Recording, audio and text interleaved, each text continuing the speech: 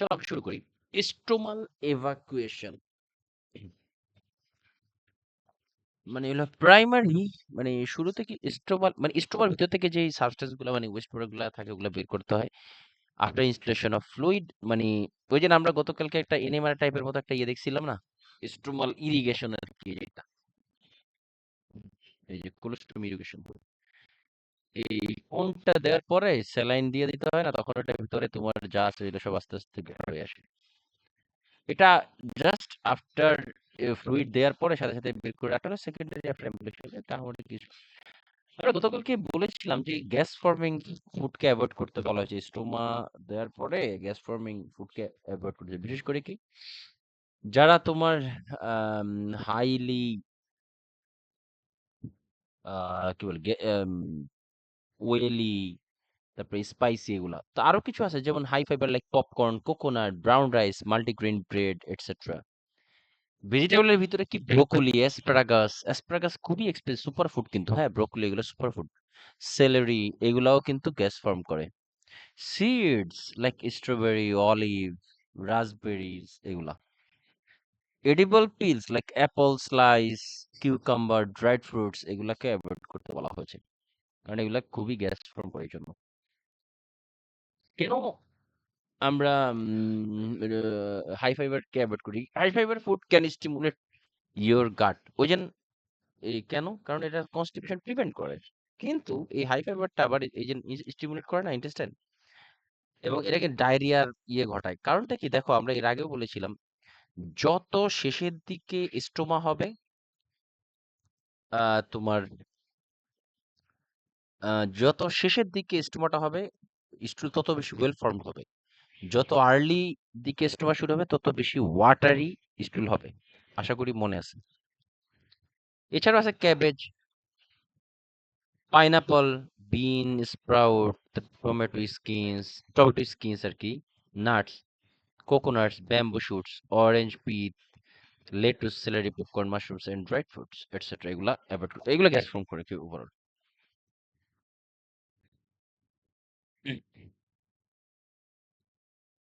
এবার পর বললো হেমোরয়েডস।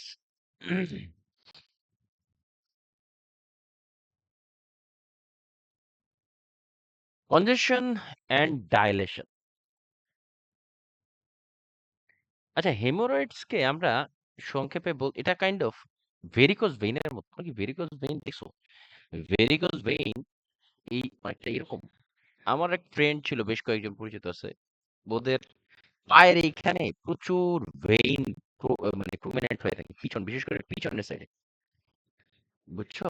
পিছনের সাইডে দেখছো তোমরা ব্যক্তিগতভাবে কখনো? জি ভাই, আমার আব্বু দেখছি। হ্যাঁ, এটা জেনেটিক্যালি হইতে পারে, হ্যাঁ। এই ভেরিকোজ ভেইন বলে এটাকে।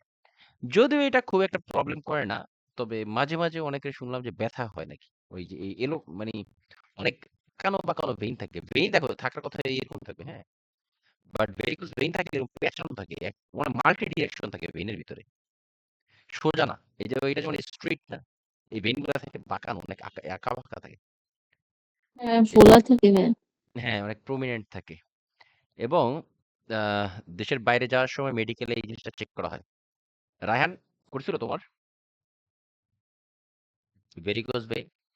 হ্যাঁ ভাইয়া, ব্যাপার পেয়ে গেছি। আচ্ছা আচ্ছা। না, একদম পুরা ইয়ে করে তারপরে চেক করা হয়, মানে কি বিপিএইচ চেক করে। নর্মালি এগুলো ব্যথা করে না, পেইনফুল হয়ে যায় নাকি সার্জারি করতে বলে। হ্যাঁ, এমনি ইউজুয়ালি নর্মালি থাকে। হ্যাঁ নরমালি তাই, কোনো প্রবলেম করে না। এই হেমোরয়েডসটা একটা হলো অ্যানাল ক্যানালের ভিতরে এরকম একটা ভেরিকোজ ভেইনের মতো, বুঝছো? Congestion and dilation of the vein of the rectum and anus due to impairment of blood flow through the venous plexus, classified into internal and external. Risk factors কি? লং পিরিয়ডস অফ স্টাডিং, সাধারণত long period থাকলে এরকম হতে পারে। Increase intraabdominal pressure from prolong constipation, straining at stool. প্রেগন্যান্সিতে হতে পারে obesity, heavy lifting, এবং আরেকটা ছিল পোর্টাল হাইপারটেনশন, হলো এরকম হতে পারে। আচ্ছা, আমি তো অনেকে নর্মালি দেখা যায় না, বাট আমি অনেক শুনছি যে তোমার প্রেগন্যান্সিতে প্রেগন্যান্সিতে আমি শুনছি যে এরকম অনেক সময় হয়, বাট এটা প্রেগন্যান্সি ঠিক হয়ে যায়।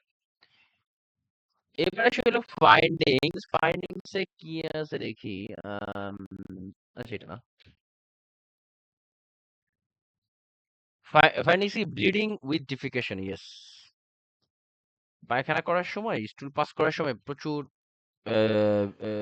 প্রচুর না, আই মিন ব্লিডিং হওয়ার চান্স থাকে। তারপরে hard স্টুল with streaks of blood, pain with defecation, sitting or walking, protrusion of external hemorrhoids. Diagnosis key: decreased hemoglobin and hematocrit with prolonged bleeding. Proctoscopy reveals presence of internal hemorrhoids. Management key: diet modification like high fiber, adequate liquids, etc. Stool softeners. সোজা সত্যি কথা বলতে এগুলাতে আমরি diet modification দিয়ে stole softener খুব একটা কাজ হয় না। সার্জারি করলেই বেশি ভালো।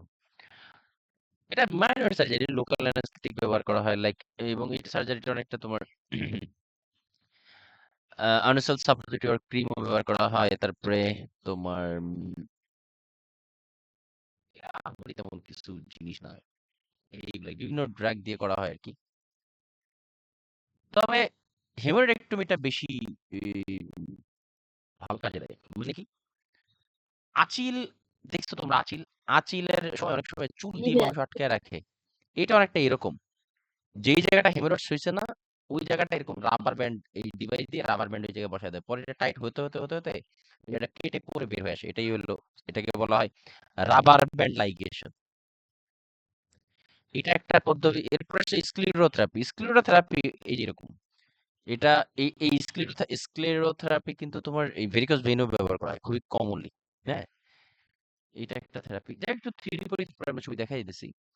প্রথমে আসে হলো rubber band ligation. Performed with the help of a double lumen anoscope and a small rubber band on their inner lumen. Sclerotherapy কি? Injection of moderate sodium to the dilated veins which help to shrink the hemorrhoids. Yes. মানে হলো এই যে টর্চাস vein, মানে এলো পাতার কাবাক্কা যে vein গুলো আছে না, এটা ভেরিকোজ ভেইনের ক্ষেত্রে দেখা যাচ্ছে ছবিটাতে এক্স্যাক্টলি সেম পদ্ধতিতে হেমোরয়েড মানে হেমোরয়েড শো করা হয়।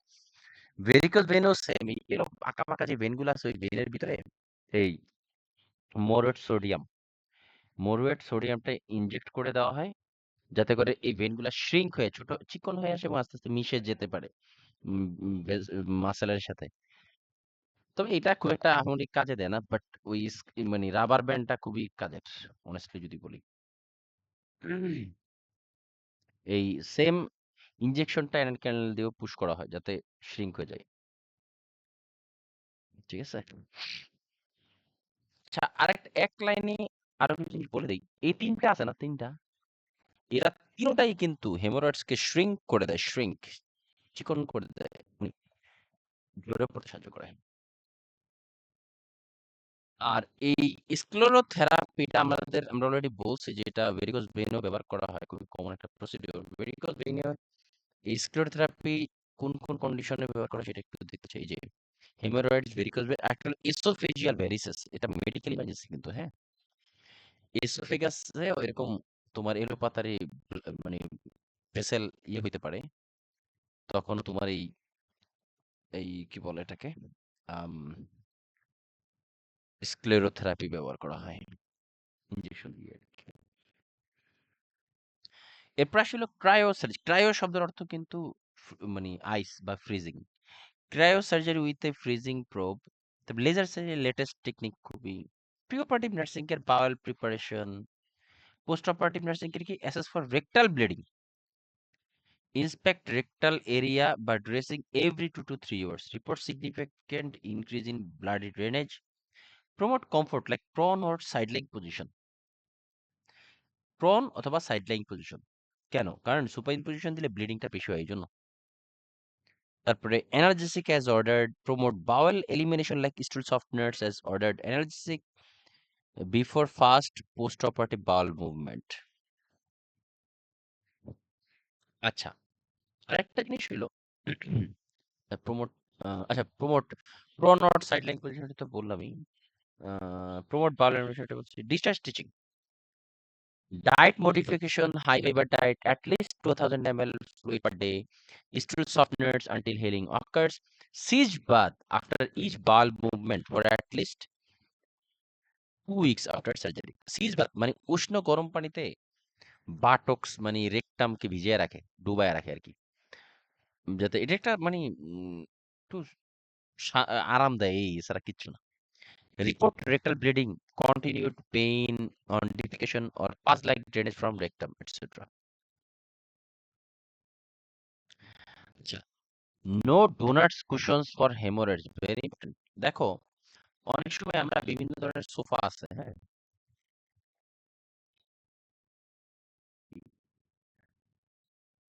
কি বলছে?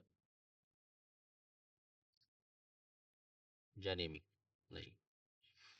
আচ্ছা, doughnut like, doughnut like cushion, এই এটা তোমরা দেখছো কিনা জানি না, আমি দেখছি আর কি।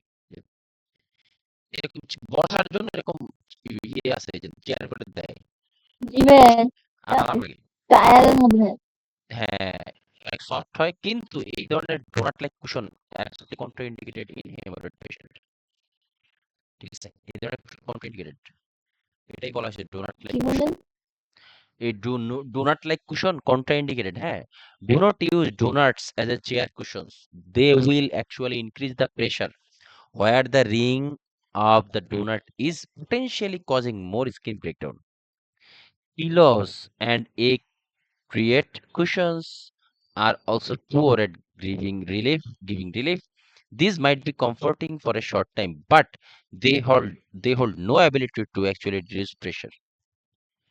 ব্লিডিং রিস্ক বাড়ায় দেয়, হ্যাঁ, এটা এই জন্য do not like absolutely contraindicated.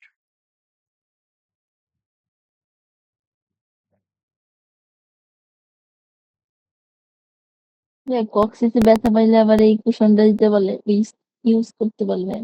হ্যাঁ, দেখো কোনটা তোমার, যেটা মানে কোনটাতে ইন্ডিকেটেড সেটাই অন্য কোনো পজিশন কন্ডিশনে কোনটা ইন্ডিকেট, এইরকমই আসলে। এবার আসি হলো একটা ইম্পর্টেন্ট টপিক, সেটা হলো পেরিটোনাইটিস, পেরিটোনিয়াল মাসেল যখন ইনফ্লামেশন হয়।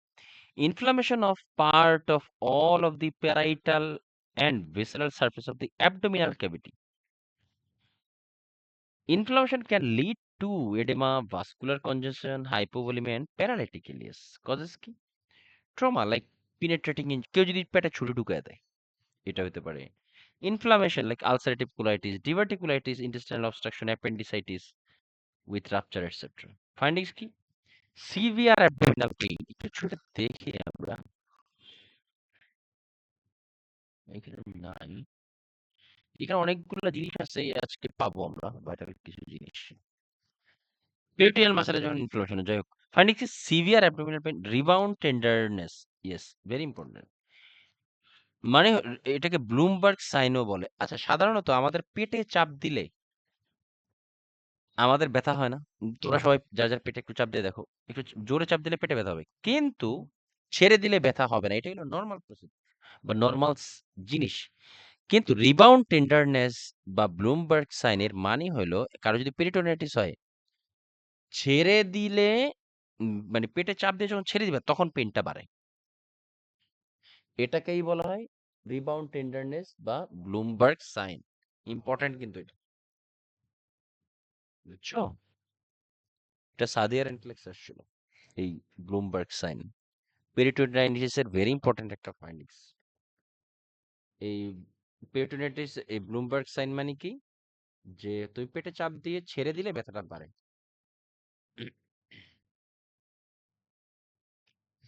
ঠিক আছে, এরপরে আসলে মাসেল রিজিডিটি, মাসেল শক্ত হয়ে যাবে তো, এবং পেটে হাত দিয়ে দিতে এ মানে ব্যথা করার জন্যই পেটে হাত দিতে দেয় না আরকি। তারপরে আসলে অ্যানোরেক্সিয়া আসে, ভমিটিং হলে হাবিজাবির ভিতর থাকবেই। তারপরে শ্যালো রেসপিরেশন, মানে ব্যথার কারণে জোরে ইয়ে করতে চায় না, শ্বাস decreased urinary output, weak rapid pulse. তারপরে আছে হলো আহ কি বলে, এলিভেটেড টেম্পারেচার, এটসেট্রা। আরেকটা ইম্পর্টেন্ট একটা জিনিস আছে যেটাকে বোর্ড লাইক অ্যাবডোমেন বলে, এটা এখনই পাবো। এই যে দেখো rebound tender, Blumberg sign. Normally আমরা চাপ দিলে ইয়ে হয় না, মানে চাপ দিলে আমাদের ব্যথা হয়, এটাই আমরা ছেড়ে দিলে ব্যথা কমে যাবে, এটাই স্বাভাবিক। কিন্তু এই ব্লুমবার্গ সাইন বা রিবাউন্ড টেন্ডারনেস সিস্টেম হলো চাপ দিয়ে ছেড়ে দিলে ব্যথাটা করে। এরপর আসে হলো আরেকটা ইম্পর্টেন্ট সাইড লিখে রাখো, board like abdomen equal to peritonitis.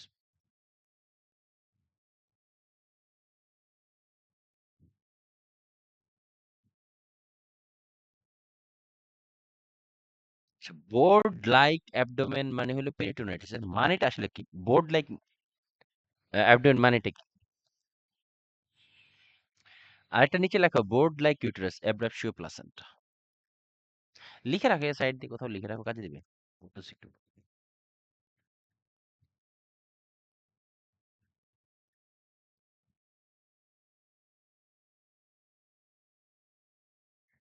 আচ্ছা, বোর্ড লাইক অ্যাবডোমেন মানে হলো এই ইয়েতে এই শব্দটা তোমাকে ক্লু হিসেবে দিতে পারে এনক্লিক্স কোশ্চেনে, হ্যাঁ।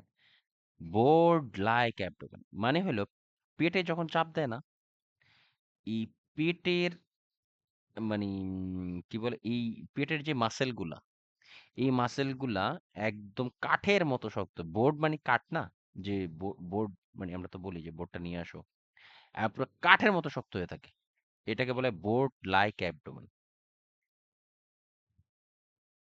মানে বা এক্সেসিভ হার্ড হয়ে থাকে, ঠিক আছে।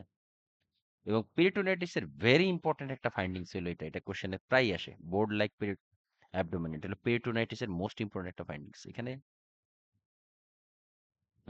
Muscle rigidity oblique board like abdomen দিতে পারো, কাজে দিবে। আর বোর্ড লাইক ইউটেরাস ছিল অ্যাব্রাপশিও প্লাসেন্টাতে খুবই কমনলি ব্যবহার করা আসে ফাইন্ডিংস। এটা আসলে medical management, nothing per mouth বা oral, IV fluid, antibiotics, analgesics etcetera. Surgical management exploratory বা ল্যাপারোটমি বা ল্যাপারোস্কোপি সার্জারির মাধ্যমে করা হয়। তারপরে বাউল রিসেকশন করা হয়। নার্সিং ম্যানেজমেন্ট কি? Monitor respiratory status, placed patient in semi Fowler position. আচ্ছা, পেশেন্ট সেমিফলার পজিশনে রাখতে হয়, এর ফলে কি হয়, ব্যথাটা আছে না, ব্যথাটা স্পেসিফিক একটা জায়গায় থাকে, এটা লোকালাইজ, মানে এই যে পেরিটোনিয়াল যে মাসেল, আমাদের পেরিটোনিয়াম যে মাসেল, মানে এই পেরিটোনিয়াম মাসেলটা পেইনটা এই সেমিফলার পজিশন থাকলে এক জায়গায় লোকালাইজড একটা স্পেসিফিক জায়গায় পেইনটা থাকে, নাহলে ছড়ায় যায় পেইনটা। মনিটর গ্যাস্ট্রিক বা ইন্টেস্টিনাল ড্রেনেজ, মনিটর ফ্লুইড বা ইলেকট্রোলাইট ব্যালেন্স। এই তো, এই ছিল মোটামুটি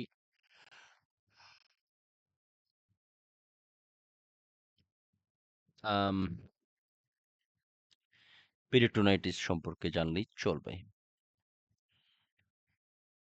এবার আসি হলো bariatric surgery, weight reduction surgery বললেও চলে, এটাকে লিখে রাখতে পারো। ব্যারিয়াট্রিক সার্জারি মানে weight reduction surgery, weight reduce করার জন্য যে সার্জারি গুলো করা হয়।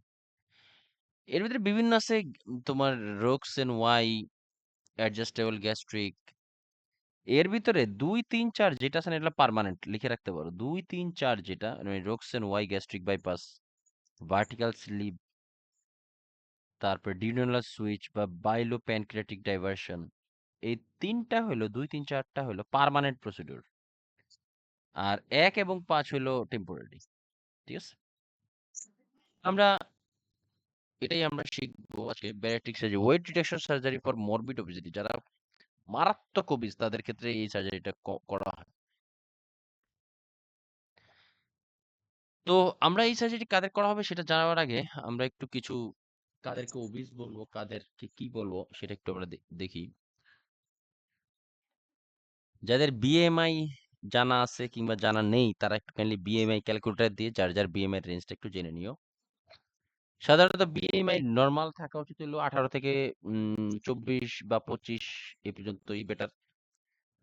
এখানে 18.5 কোথাও পাইছি আমি, 18 এরকম আর কি, হ্যাঁ।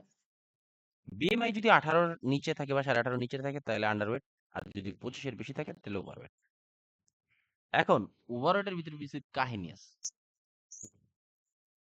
আমরা অনেকে এমনি বলে দেই যে ওভারওয়েট, বাট আসলে যার থাকার কথা 70 তার আছে 200, সেও তো ওভারওয়েট, বাট ওভারওয়েটের ভিতরে কোয়ালিটি আছে, সেটাই আমরা এখন দেখবো। যদি 25 থেকে 30-এর ভিতরে থাকে বিএমআই, তাহলে সে অবশ্যই ওভারওয়েট, বাট 30 থেকে 35 হলো ওবিস ক্লাস 1 বা মডারেটলি ওবিস বলা হয়। 35 থেকে 40 হলো সিভিয়ারলি ওবিস বা ওবিস ক্লাস 2। অ্যাবভ 40 হলো মরবিডলি ওবিস বা ওবিস ক্লাস 3। অ্যাবভ 40 মানে অনেক বেশি, অনেক।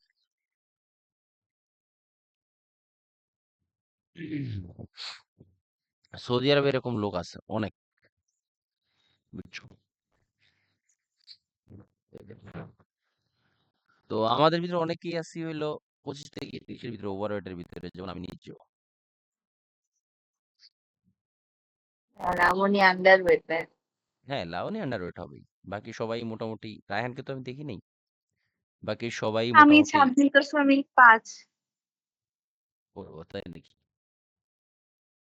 তাহলে আমি হালকা হালকা একটু, ওবিস।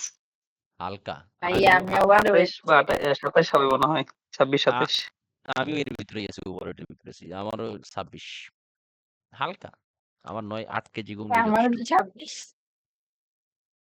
ও, না, হাইট, ওয়েট, এজ এগুলো সব মিলে করা হয় তো। বিএমআই ক্যালকুলেটর আসলে বললাম না, এটা আছে ক্যালকুলেটর গুগলে, এই জন্য আমার কিছু না। তো এই হলো সিস্টেম। বিভিন্ন সার্জারি এখন আমরা দেখবো। প্রথমে আসি হইলো প্রাথমিক একটা ধারণা দিয়ে, সেটা হলো অ্যাডজাস্টেবল গ্যাস্ট্রিক ব্যান্ড বা ল্যাব ব্যান্ড।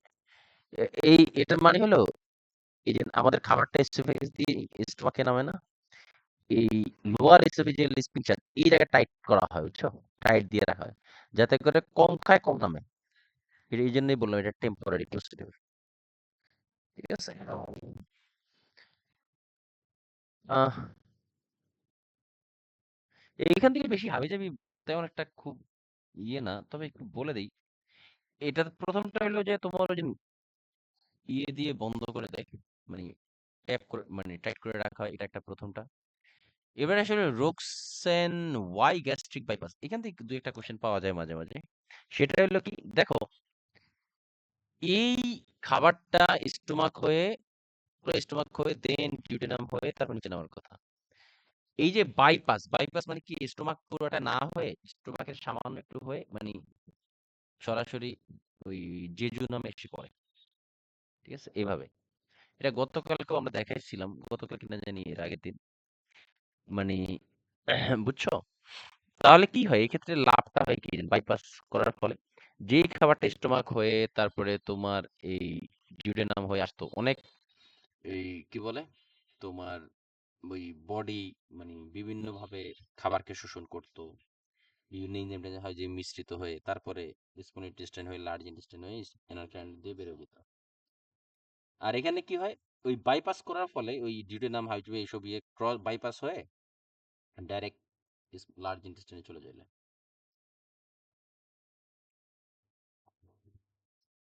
এটাই হলো বাইপাস।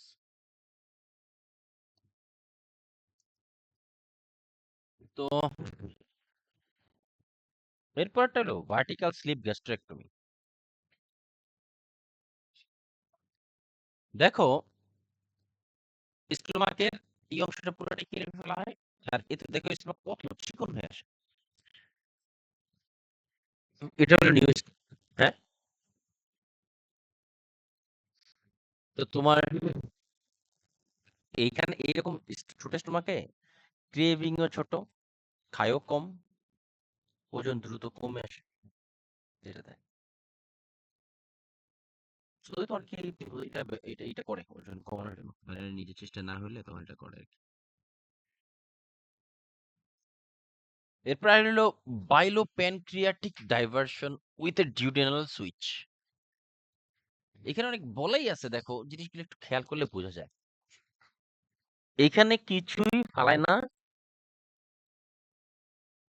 মানে যেই খাবারটা তোমার এই যে লোয়ার এসোফেজিয়াল স্ফিংচার হয়ে, অ্যান্ট্রাম হয়ে, তারপরে তোমার ডিউডেনাল হয়ে তারপর নিচে আসতে হবে। ওইটাকে কি করে ইসোফেগাস হয়ে সরাসরি একদম ওই জেজু নামের এই অংশে এসে অ্যাড করে দেওয়া হয়, কিন্তু কিছুই ফালানো হয় না, সবগুলাই বিল্ড টু নাকি? অনেকটা বিলত এর মতো অনেক, বুঝছো? আমি ওই দিন বলছিলাম অনেকটা এই টাইপের, জাস্ট এত ডিপে যাওয়ার দরকার নেই, হালকা পাতলা এগিয়ে জানো।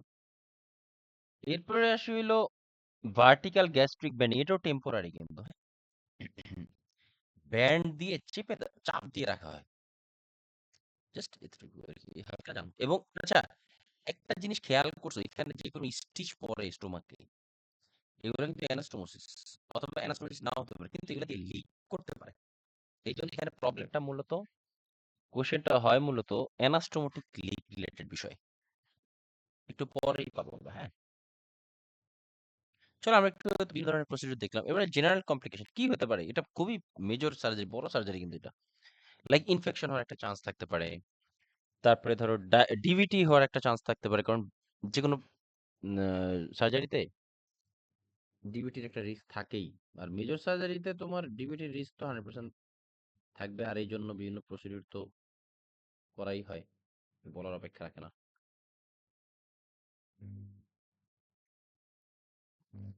লং সার্জারিতে ডিবিটি হওয়ার চান্স বেশি থাকে হুম হুম, আবার। অবশ্যই। এতদিনে পড়ার পরে এতটুকু জ্ঞান তো হওয়া উচিত, যে ধরো হালকা একটু কেটে গেছে, স্টিচ দিলে, এটাতে ডিভিটি হবে না।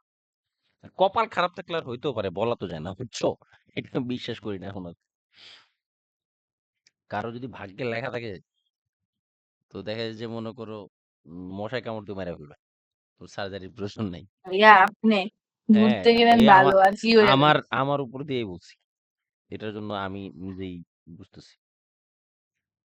আচ্ছা, তারপরে আসি হলো ডিভিটি তো বললাম, স্টোমাক আলসার হতে পারে, গল স্টোন হতে পারে।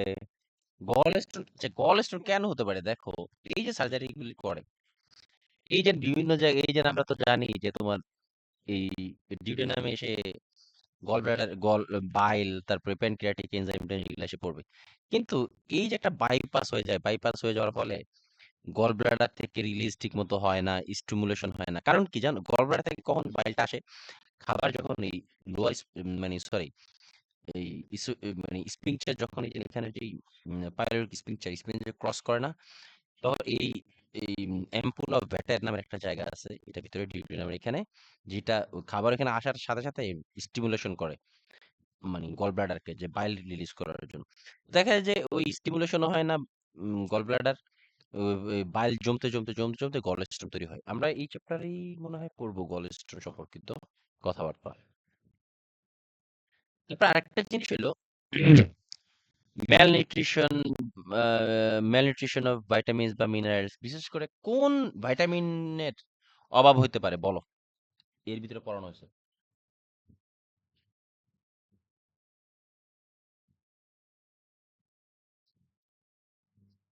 হ্যাঁ, একটু মাথা কাটো, সবাই রে বলছি,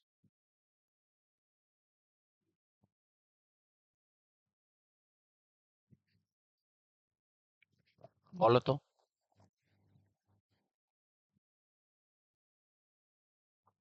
কেউই পারবে না। ভিটামিন কে ভাই? হ্যাঁ কে? উম ভাইটামিন কে না, ইন্টেস্টাইনাল সার্জারি হচ্ছে না এখানের, স্টোমাকের কোথাও কি কোনো কিছু, কোনো ভাইটামিন উৎপন্নে সাহায্য করে?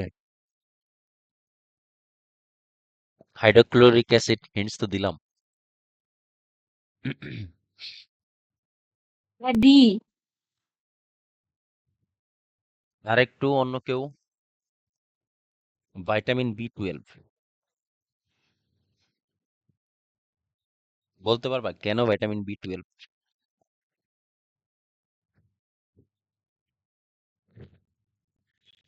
হাইড্রোক্লোরিক অ্যাসিড কোথায় উৎপন্ন হয়, স্টোমাকের অ্যান্ড্রামেন।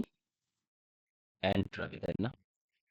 হাইড্রোক্লোরিক অ্যাসিড অ্যান্ট্রামে উৎপন্ন হয়। এখানে আরেকটা জিনিস উৎপন্ন হয় কি, intrinsic factor.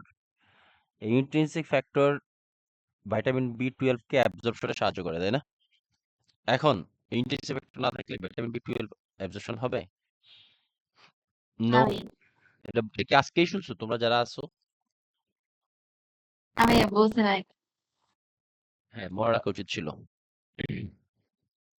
Malnutrition of vitamins বা মিনারেলস, ডাম্পিং সিনড্রোম হয়। ইয়েস, কেন ডাম্পিং সিনড্রোম হয় এই সার্জারিতে? খাবার অনেক দ্রুত স্টোমাক এরিয়াকে লিভ করে চলে যায়, এই জন্য ডাম্পিং সিনড্রোম হয়। তারপর নিউমোনিয়া, অ্যাটলেক্টাসিস, অ্যানাস্টোটিক লিক, ভেরি ইম্পর্টেন্ট। দেখো এখানে অ্যানাস্টোমিক লিক হয় কারণ অনেক অনেক এখানে অনেক বড় সেলাই পড়ে, হ্যাঁ, অ্যানাস্টোমিক লিক হয়। এবং এই অ্যানাস্টোমিক লিক একটা চান্স থাকে, এটা একটু এই লাইনটা একটু দরকার আছে। Anastomotic leak can present with severe shoulder or back pain, can lead to sepsis, which can present with restlessness, tachycardia or bowel injury. যে সেলাইগুলো দেওয়া ছিল ওইখান থেকে লিক করতে পারে, হ্যাঁ, এবং লিক করে এই এই বিশেষ করে দেখবা যে পেরিটোনিয়াল মাসেলের এদিকে কোনো ব্লিডিং টিডিং হলে শোল্ডার ব্যথা করে, এবং এই পেনটা মানে প্রিকিং পেইন, মানে খোঁচা খোঁচা পেইন, ব্যাক পেইন হয়, হ্যাঁ, এবং এই ব্লিডিং এর কারণে সেপসিস এবং এবং হাইপো টেনশন এগুলো হতে পারে। আরেকটা জিনিস বলেছিলাম ওই দিন যে after gastrectomy clogged NG tube should be reported. কেন? Clogged NG tube should be reported to the surgeon. Don't try to flush, can disturb the surgical site and can cause hemorrhage and perforation. Possible anastomotic leak. Anastomotic leak হলে এখান দিয়ে bleeding হয়ে ওই অ্যাঞ্জিওটিউব block করে দেয়, এবং আর এরকম যদি কন্টিনিউয়াসলি ব্লিডিং হতেই থাকে তখন কিন্তু তোমার ইয়ে হবে, কি বলে, পেশেন্টের হাইপোভলিমিয়া হবে, যে তারপরে তোমার এই যে এরিয়াতে এই ক্লক হয়েছে সেটা পারফোরেট হয়ে যেতে পারে, হ্যাঁ। আরেকটা কিছু জিনিস আছে, ছোট ছোট জিনিস, সেটা হলো অর্লিস্টেট। এটা একটা ড্রাগ, যারা মানে অবিজ না তাদের ক্ষেত্রে ফ্যাট কমানোর জন্য এটা ব্যবহার করা হয়, ঠিক আছে, এই অর্লিস্টেট ড্রাগটা। এবং এটা একটা হালকা একটা জিনিস বলা উচিত যে যারা তোমার সিরিয়াসলি ওবিস বা ভালোই ওবিস তাদের ক্ষেত্রে এটা ব্যবহার করা হয়, এবং prescribed for clients with obesity who have difficulty to lose weight or have a comorbidity like diabetes. Diabetes আছে আবার ওবিজও হয়ে গেছে, তাহলে এরা কোনোভাবে ওজন নিয়ন্ত্রণ করতে পারতেছে না, তখন তোমার এই ওষুধটা দেওয়া হয়। Should be used with diet modification and exercise programme. It can interfere with absorption of fat soluble vitamins like ADEK along with fat, and therefore they may need ADEK supplement 2 hours after the listed dose. সোজা কথা কি, এরা তোমার vitamin ADEK অ্যাবজর্পশনে বাধা দেয়, ঠিক আছে। এবং সাইড এফেক্ট হিসেবে যদি বলতে চাই, এর ফলে ওয়েলি স্টুল, মানে স্টুল, এটা আমার এক ফ্রেন্ড খাইছে, নাম আমি বলতে চাই না। ও তোমার অনেক ওবিজ হয়ে গেছিল, পরে ওটাই ডক্টর এটা সাজেস্ট করছিল। তো ও বলছিল যে বাথরুম গেলে নাকি বাথরুম মনে হয় যে তেলই বের হয়, এরকম আর কি। হ্যাঁ, চলো আমরা একটু ব্রেক নিই, তারপরে সেটা হ্যাঁ, এই জন্য মেটফর্মিন দেওয়া হয়, নন